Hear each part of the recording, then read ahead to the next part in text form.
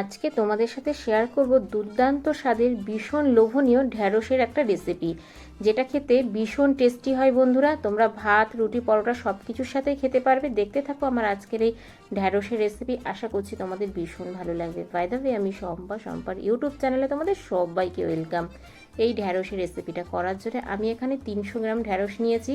ঢ্যাঁড়সটাকে প্রথমে 2-3 বার জল পাল্টে খুব ভালো করে ধুয়ে নিয়েছি। এবার আমি ঢ্যাঁড়সের দুদিকটা কেটে নিচ্ছি বন্ধুরা। আর এই ঢ্যাঁড়সটা কিন্তু প্রচণ্ড কচি, আর এই রকম কচি দেখেই তোমরা ঢ্যাঁড়সটা নিয়ে নেবে।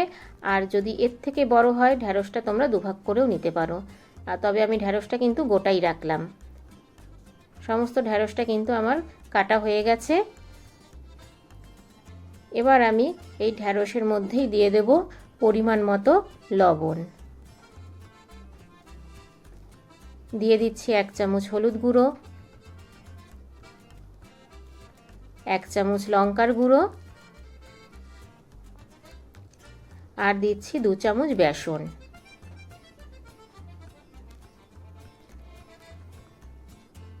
এবার আমি ঢ্যাঁড়সের সাথে সব উপকরণগুলো খুব ভালোভাবে মিশিয়ে নিচ্ছি বন্ধুরা। ভীষণই টেস্টি একটা রেসিপি, অবশ্যই বাড়িতে একবার ট্রাই করবে। খেতে কিন্তু ভীষণ ভালো হয়, বাচ্চা বড় সবাই খেতে ভীষণ পছন্দ করবে। যারা ঢ্যাঁড়স খেতে পছন্দ করে না তারাও কিন্তু চেটেপুটে খেয়ে নেবে। দেখো, খুব ভালো করে ঢ্যাঁড়সটা আমি মাখিয়ে নিলাম। এবার আমি সাইড করে রেখে দেব। আর একটা আমি স্পেশাল মশলা তৈরি করব, তার জন্য নিয়ে নিলাম একটা মিক্সির বাটি। তাতে দিয়ে দিলাম 1 চামচ সাদা সর্ষে, 1 চামচ কালো সর্ষে, 1 চামচ পোস্ত, 1 চামচ সাদা তিল,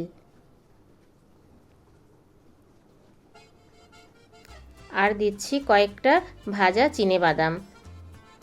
তোমরা চাইলে কাঁচা বাদামও ভেজে দিতে পারো। আর দিচ্ছি পাকা আর কাঁচা লঙ্কা পরিমাণ মতো। এবার দিয়ে দিচ্ছি লবণ, তবে ঝালটা তোমরা নিজেদের ইচ্ছে মতো দিতে পারো। দিয়ে দিলাম সামান্য জল।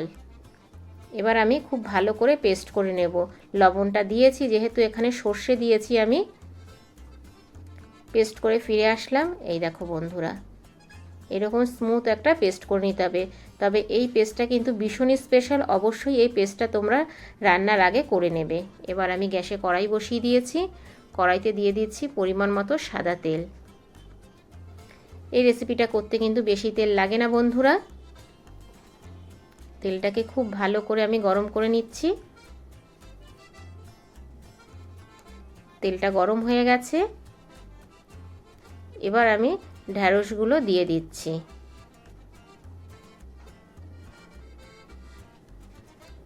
আগে থেকেই আমি যে মশলা মাখিয়ে রেখেছিলাম সেই মশলা মাখানো ঢ্যাঁড়সটা দিয়ে খুব ভালো করে আমি এটা ভেজে নেব।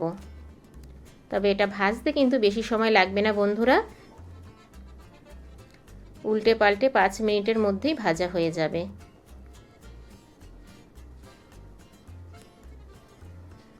এইভাবে উল্টে পাল্টে আমি ভেজে নিচ্ছি।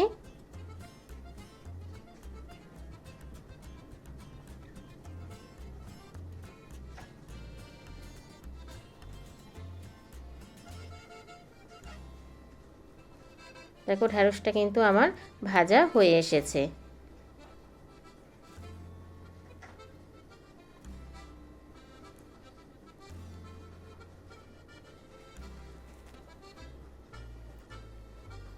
এবার আমি ঢ্যাঁড়সটা তেল ছেঁকে তুলে নেব। একটা প্লেটের মধ্যে তুলে নিচ্ছি। সম্পূর্ণ রেসিপিটা দেখার অনুরোধ রইল, না হলে রেসিপিটা তোমরা বুঝতে পারবে না। আর এই পর্যায়ে এসে এখনও যারা একটা লাইক দাওনি, প্লিজ একটা লাইক করে দিও, কারণ তোমাদের একটা লাইক আমাকে ভিডিও করতে অনেক দূর এগিয়ে নিয়ে যাবে। দেখো, সমস্ত ঢ্যাঁড়সগুলো তুলে নিলাম। এবার ওই তেলের মধ্যেই আমি দিয়ে দিচ্ছি 2টো শুকনো লঙ্কা ফোড়ন। আমার কিন্তু আর তেল লাগবে না এখানে। দিয়ে দিলাম 1 চামচ কালো জিরে, আর দিয়ে দিচ্ছি 4টে গোটা কাঁচা লঙ্কা। এবার ফোড়নটাকে একটু ভেজে নেব।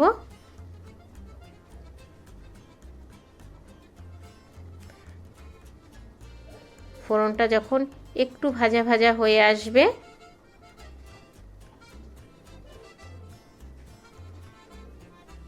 তখন আমি দিয়ে দেব একটা ছোট্ট সাইজের টমেটো কুচি,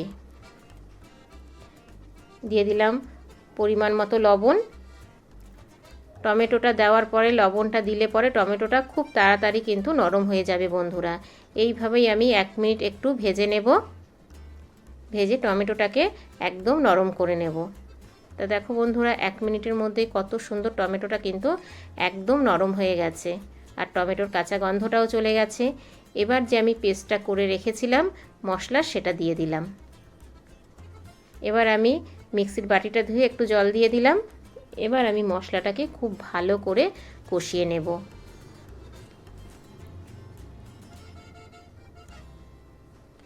মশলাটা একটু সময় নিয়ে কষাতে হবে বন্ধুরা। এবার দিয়ে দিচ্ছি আমি 1 চামচ হলুদ আর কালারের জন্য দিয়ে দিলাম 1 চামচ কাশ্মীরি লঙ্কার গুঁড়ো। আমি কিন্তু এখানে আর কোনো লবণ দিলাম না বন্ধুরা, যেহেতু লবণটা আমি আগেই ব্যবহার করেছি। যদি লবণের প্রয়োজন হয় একদম শেষে তোমরা একটু চেক করে নেবে। এইভাবে নাড়িয়ে চাড়িয়ে গ্যাসের ফ্লেমটা এবার আমি একদমই লো করে ঢেকে দেব 2 মিনিটের জন্য মশলাটা। তো ফিরে আসছি বন্ধুরা 2 মিনিট পরে।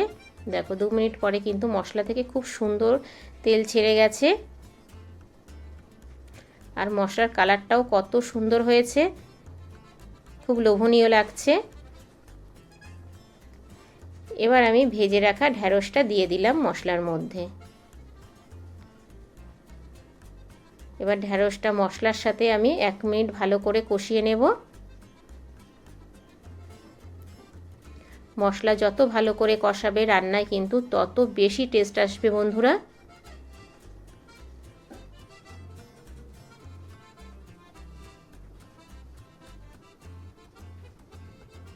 মশলার সাথে ঢ্যাঁড়সটা কষানো হয়ে গেছে। এবার আমি দিয়ে দেব পরিমাণ মতো জল।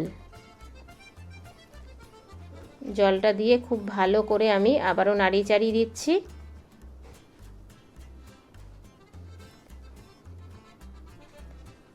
এবার গ্যাসের ফ্লেমটা হাই করে আমি একটু ফুটতে দেব।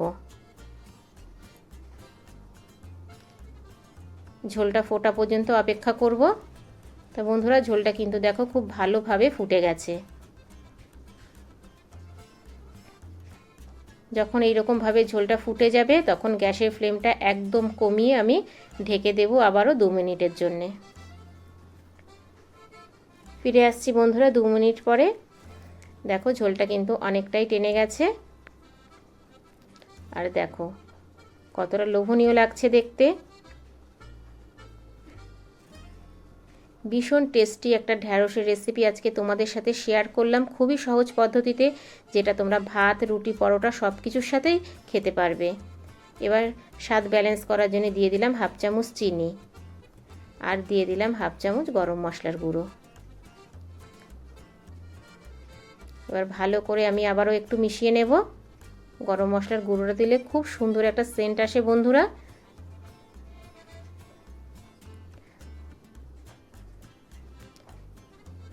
এবার আমি একটা বাটিতে ঢেলে নিচ্ছি। আমি এখানে একটা কাচের বাটি নিয়েছি।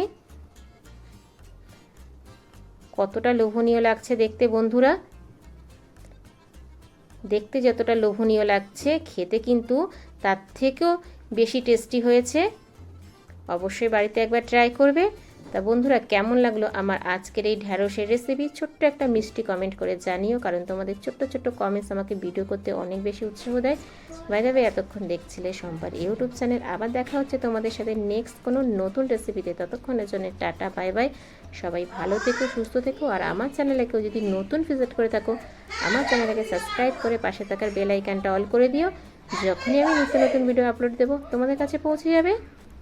Thank you for my video watching.